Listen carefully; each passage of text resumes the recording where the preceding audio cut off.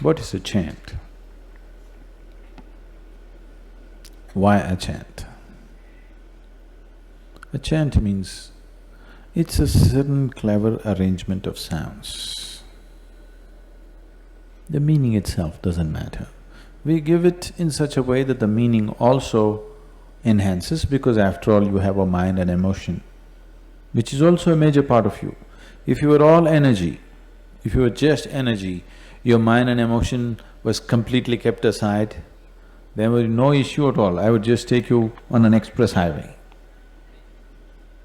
But you have a mind and emotion which is as dominant or more dominant than the energy actually. So meaning also matters to you. If I just make a clever arrangement of sounds, which is actually a beautiful chant, but in meaning, it means that you are a fool and God is a fool and everybody is a fool. Suppose it means like this, even though the chant works on the energy level, mentally, emotionally you will develop resistance towards this. What am I saying, isn't it? So you also want a pleasant meaning attached, a meaningful meaning attached. It is needed. For you, no, because you anyway don't understand the chant. That's the advantage of not knowing the language. Otherwise, people would also like the meaning also to enhance their mind and emotion.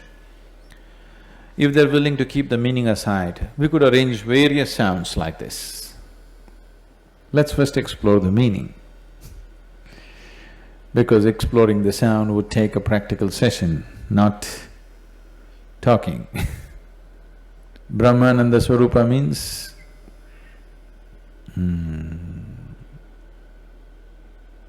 Swaroopa means the image or a reflection of that, image of that rather. Brahmananda means ultimate joy or ultimate bliss. So this is the image of ultimate blissfulness. Isha means boundless. Isha means that which rules. Jagadisha means it's like enforcing that, saying that. Jaga means existence. Again, Isha means, Jagadisha means the one who rules the existence is ultimate blissfulness, that's what it is saying. The same thing is said in a different way. Akhilananda Swaroopa means, Akhila means everything. All-inclusiveness is Akhila, that which is everything. He is the image of that, is Mahesha. Mahesha again means an auspicious ruler, which is the same thing. Or it is also… Shiva is also referred to as Mahesha. So you must understand this. This is a tradition which is not a history, which is a her story. Okay? This is not a tradition of history. We are not looking at this thing, oh, you said Mahesha, are you talking about Shiva? That's not how it is. Anything auspicious in the world, all those names we will give to Shiva. Shiva has 1,000,000 names. And we say ultimately he is nothing. Because he is nothing, we can call him anything we please.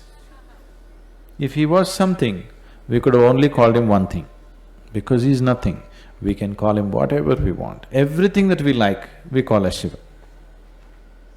Shiva is called as what Bhairava means he is very fierce one. Shiva is called as Sundaramurti, that means he is the most beautiful one. Shiva is called as Bhuteshwara, which means he is the master of the 5 elements, or another meaning is he is the hideous one.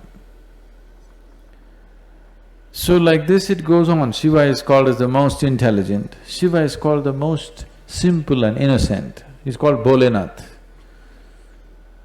So whatever we like, every name you can attach to him because he's a nobody, he's nothing. Because he's nothing, we can call him whatever we want. So in this context, the mantra is just that. The meaning-wise, it is just saying it is ultimate ecstasy or ultimate blissfulness, which is the Lord of the existence. That which rules the existence is ultimate ecstasy.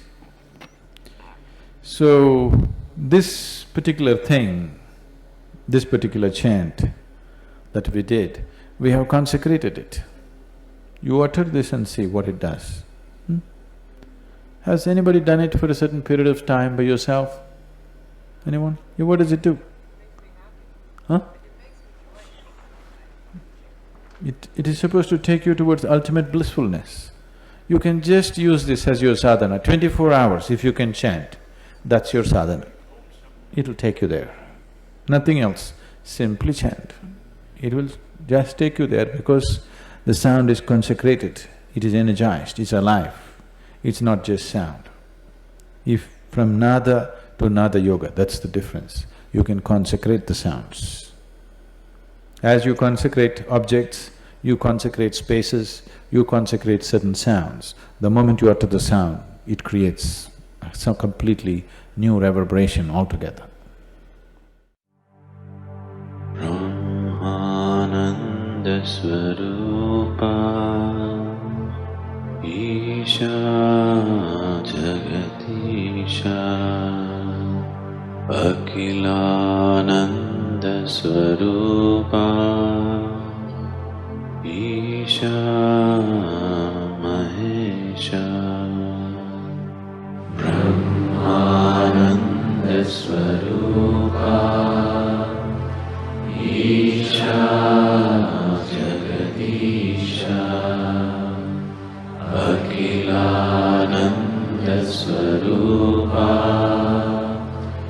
Isha Mahesha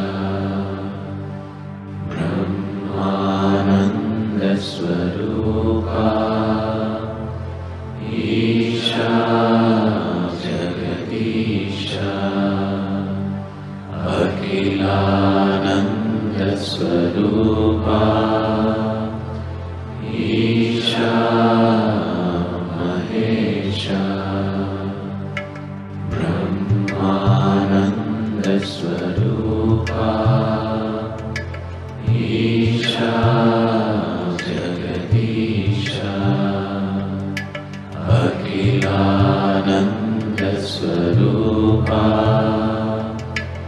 Isha Mahesha Brahmananda Swaroopa Isha Jagadisha Akhilananda Swaroopa Isha Mahesha